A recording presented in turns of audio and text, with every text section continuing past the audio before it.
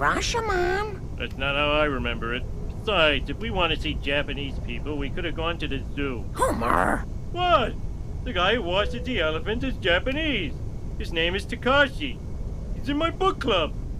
Better! The prospectors left naughty French posts.